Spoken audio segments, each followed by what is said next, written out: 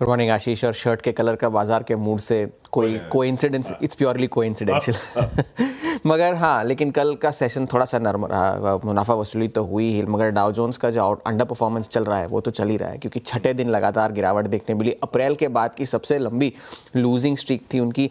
और एक और जो बड़ा डेटा जो आया है वो ये है कि जो एडवांस डिक्लाइन हो रही है वहाँ की, इससे ये साबित हुआ है कि जो चुनिंदा जो बड़े बिग टेक के शेयर्स थे उन्होंने किस तरह रैली में कंट्रीब्यूट किया, क्योंकि एडवांस डिक्लाइन कल डिक्लाइंस के फेवर में 9वें दिन लगातार डिक्लाइंस के फेवर में था। तो इससे ये पता चल रहा है कि रैली ये जो हुई है इस साल यूएस के बाजारों में वो कितनी नैरो रही है। अब जो डेटा कल निकल कर आया वो थोड़ा सा मिला जुला डेटा है, आप उसे थोड़ा सा ध्यान से अगर पढ़ें तो प्रोड्यूसर प्राइस डेटा जो आया वो अनुमान से थोड़ा सा कमजोर था। होलसेल इन्फ्लेशन जिसे कहते हैं 0.4% आया, 0.2% का अनुमान था, जून के बाद की सबसे बड़ी बढ़ोतरी थी। और साल दर साल देखें तो 3% आया था, जो कि 2023 के बाद का सबसे बड़ा जंप था।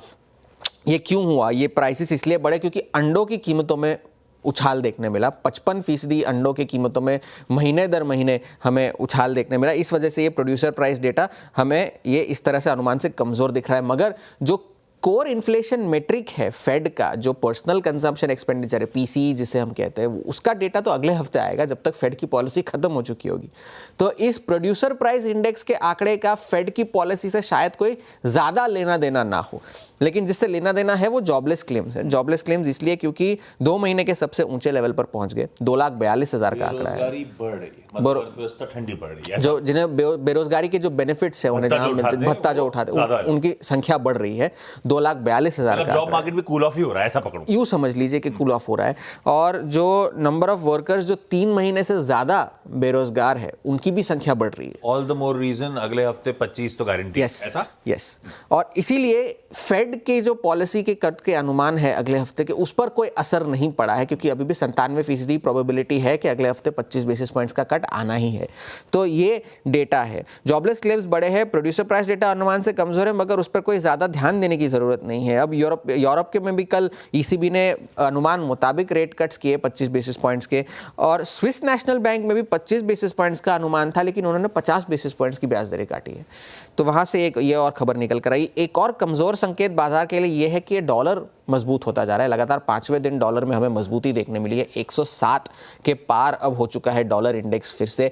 और ट्रेजरी यील्ड्स जो है 10 साल की, जो 4.15% तक कूल ऑफ हो गई थी, वो अब दोबारा बढ़कर 4.33% हो चुकी है। और एवरकोर जो एक ब्रोकरेज है, उनका कहना है कि 2025 के अंत तक ये जो ट्रेजरी यील्ड्स है वो 4.6% तक जा सकती है, ये एवरकोर का कहना है। अब कल जो बड़ा डेटा चीन से निकल कर आने वाला था, उसमें जो सेंट्रल इकोनॉमिक वर्क कॉन्फ्रेंस का जो समापन हुआ कल, उसमें भी जो बातें पोलिट ब्यूरो ने कही थी उन्हीं बातों को दोबारा दोहराया गया है कि पब्लिक स्पेंडिंग बढ़ाई जाएगी, कंजम्पशन बढ़ाने पर ध्यान दिया जाएगा, फिस्कल डेफिसिट को बढ़ाकर 4% किया जाएगा। तो कोई बड़ा टेक अवे वहाँ से नहीं है, कोई स्टिम्युलस की अनाउंसमेंट नहीं है कि हम इतना खर्च करेंगे या इतने ब्याज दरें काटेंगे, ऐसा कोई टेक अवे नहीं है। इससे ये चीन से निकल कर आया है। और चीन के एक बहुत ही प्रख्यात अर्थशास्त्री है गाओ शेनवेन, उन्होंने कहा है कि ये जो 5% का आंकड़ा है ये ओवर स्टेटेड है, और अगले 3-4 साल तक चीन की इकोनॉमी 3 से 4% के बीच में ही ग्रो कर सकती है, क्योंकि उनके पास वो यही वो औजार ही नहीं है कि वो 5% तक ग्रो कर सके। और ये इट इज़ पॉसिबल दैट कि चाइनीज़ ऑफिशियल्स हैं वो ग्रोथ को ओवरस्टेट कर रहे हैं, ये उनका कहना है। तो ध्यान देने की बात अब अगले हफ्ते की, तो बड़ा इवेंट फेड है, इसी वजह से बाजार थोड़े से कॉशियस है, मगर रेट कट पक्का है। बैठ लिए, इकोनॉमिक पॉलिसी मीटिंग हो गई चाइना में, सबको पता है दिक्कतें हैं, पर कुछ कर तो पा नहीं रहे। कोई ऐसा कोई बजूका स्टाइल कुछ स्टिमुलस आया हो, ऐसा तैयारी करना, ऐसा कुछ भी नहीं, वो कर नहीं पा रहे कुछ। ईसीबी ने 0.25% दरें काट दी कल शाम को।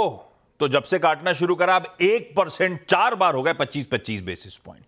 स्विस नेशनल बैंक ने, एक और जिसने सबसे पहले दरों में कटौती की शुरुआत करी थी डेवलप्ड मार्केट्स में, उसने भाई साहब 50 बेसिस पॉइंट्स कल काट दिए, जबकि सब मान रहे थे 25 बेसिस पॉइंट की कटौती आएगी। सब दिग्गज बैंकर्स काट रहे हैं, अगले हफ्ते फेड भी तैयारी करेगा। अच्छा, अब अपने इंपॉर्टेंट आंकड़े